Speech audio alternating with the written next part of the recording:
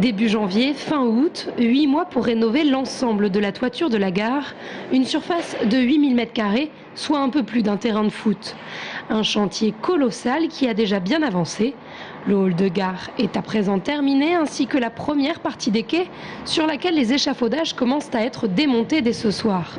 Reste encore à rénover la deuxième partie des quais pour offrir un nouveau ciel à cette gare. Vu que le polyester était bien terni par le temps et bien jauni, la gare était assez sombre. Et on a déjà un aperçu sur le hall de gare où on a remplacé par du polycarbonate. Et effectivement, oui, en termes de luminosité, je pense qu'on va y gagner énormément.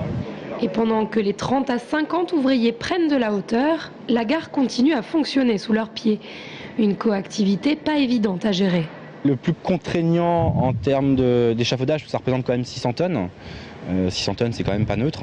C'est effectivement toutes les caténaires, donc l'alimentation électrique de nos trains, qui ont conditionné l'emplacement des échafaudages.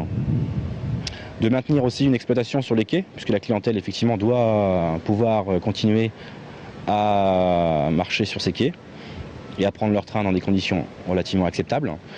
Donc c'était le challenge et le défi de ce chantier.